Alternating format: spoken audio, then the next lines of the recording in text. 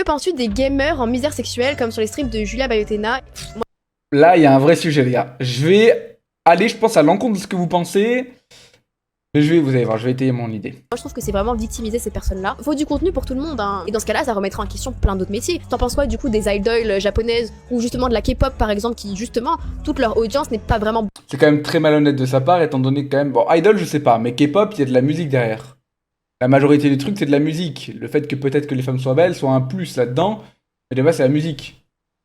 Basé sur leur talent, mais plutôt sur le fait de créer une relation parasociale avec son audience au point où on profite de la détresse. Est-ce que dans ce cas-là aussi... Il y a une différence entre créer... D'ailleurs, le fait de créer une relation parasociale, en réalité, ça vient plus des viewers avec l'idol que l'inverse. Maintenant, la misère, on va y revenir après, vous allez voir. On devrait rejeter ce métier-là. Il y a des gens pour qui ça fonctionne bien. Après, je sais pas si ces femmes-là, elles profitent nécessairement de ça. Et même si elles le font, moi je trouve pas que... Tu vois, t'en penses quoi? Moi, voilà, c'est ça le problème que j'ai.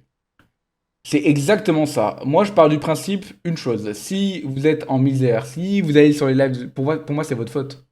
Vous avez mieux à faire. À un moment donné, si vous avez des problèmes dans la vie, il faut les régler. Il faut arrêter d'être des enfants. Il faut les régler par vous-même. Et les gens ne vont pas se plier à vous par caprice ou parce que vous avez trop peur ou quoi que ce soit.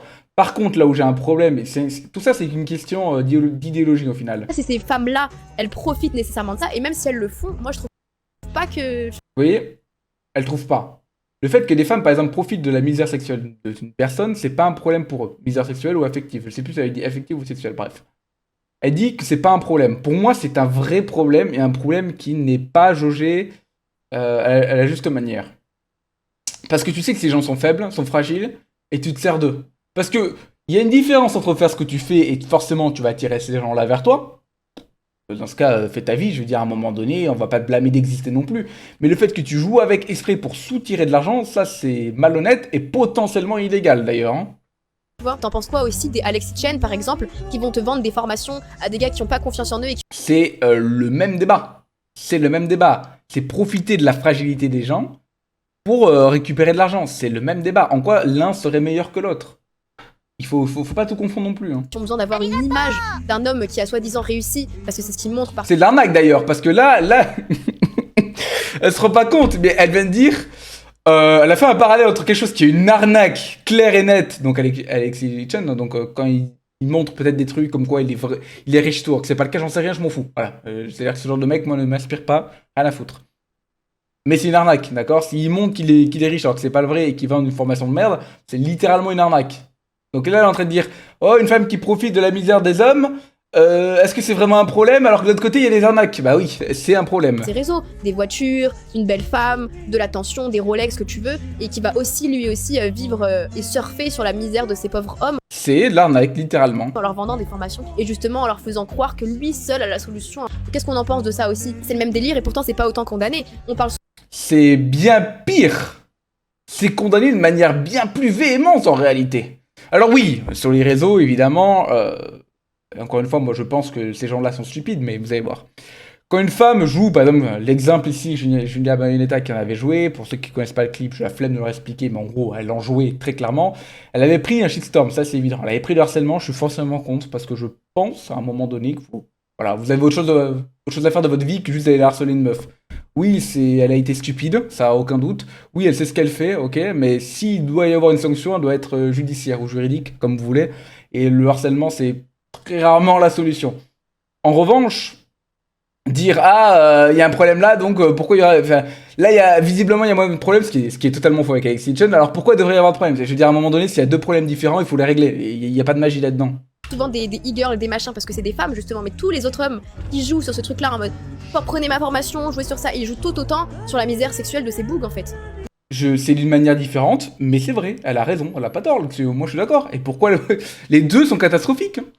Le fait qu'un homme joue sur la misère sexuelle des hommes en leur disant tu vas avoir des femmes, il faut être comme ça, et derrière le mec il baisse pas, et en plus de ça, les mecs là, ils sont matrixés mais de la mauvaise manière, je suis d'accord que c'est catastrophique.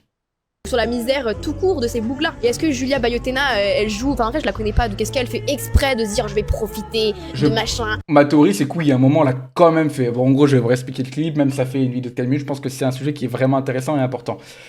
Elle avait dit, en gros, ah, moi, mon type de mec, c'était les mecs geeks, un peu discrets, un peu moches, un truc de ça, qui ont jamais embrassé. C'est-à-dire, à un moment donné, t'as qu'à dire, moi, mon type de mec, c'est les mecs vraiment qui ont beaucoup d'argent et qui vont me le donner contre rien en échange parce qu'ils sont en misère sexuelle. Elle aurait dit ça aurait été exactement pareil. Donc oui, c'est très malhonnête de sa part.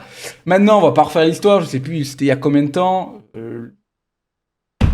Voilà, je trouve pas ça intéressant d'appuyer dessus pendant des années, des années et des années. Elle a fait, je sais pas si elle a fait une erreur pour elle, j'en sais rien, je m'en branle, c'est pas l'idée. Dans tous les cas, la misère sexuelle, messieurs, si vous l'avez, c'est uniquement votre faute. Partez de ce principe-là, il va falloir régler. Comment on fait pour arrêter d'être en misère sexuelle, Yaké? C'est difficile, non? Les femmes ne veulent pas de vous, ta gueule. T'es un mec stylé, dans le sens où t'as une situation stable, tu fais du sport, tu prends soin de toi, t'as un peu de tchatch, un peu, on vous demande pas d'être hyper éloquent non plus, bah tu vas trouver une femme. Oui, il y a des meufs, j'allais dire un gros mot. Il y a des meufs qui sont horribles, spoiler alert chez les mecs c'est pareil, les meufs disent ah, les mecs c'est toutes les mêmes, et les mecs disent ah, les meufs c'est toutes les mêmes, en réalité c'est pas le cas.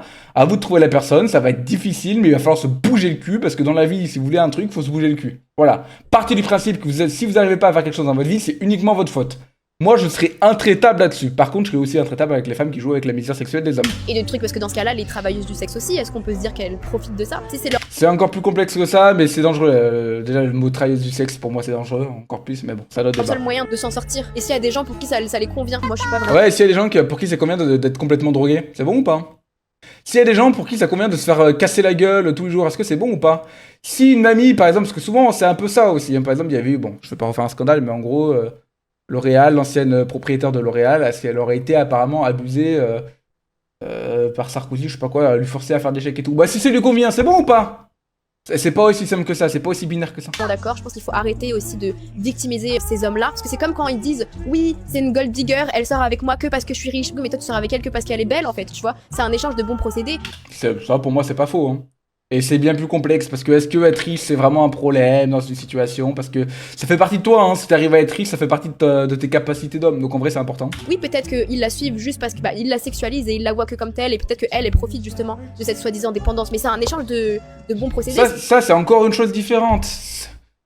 Et là j'ai l'impression qu'elle mélange tout, mon avis. Ça reste du libre arbitre en fait. Ça laisse. Ça oui, reste... mais le libre arbitre, par exemple, ça s'arrête où? C'est quand même un choix personnel. On peut faire ça, c'est-à-dire que on peut dire aux gens, vas-y, tant pis, t'as un problème dans la vie, mais pour tout, hein. Et ça va être un vrai problématique, ça va être vraiment chaotique, je pense. Personne n'a forcé ses bougs en mode dépêche-toi, va suivre Julia Bayotena, t'es obligé, c'est eux de. Ouais, mais ça, encore une fois, c'est un point de vue des femmes. Allez demander aux hommes ce que c'est la misère sexuelle, vous allez voir ce que c'est réellement. C'est des mecs qui sont perdus dans le noir, seuls, ils ont une vie de merde, c'est très difficile. Ça joue aussi au niveau du cerveau, croyez pas, hein, tout ce que les gens ressentent, le manque d'affection d'une femme ou quoi que ce soit, les hommes, ça peut potentiellement vraiment les détruire et les briser.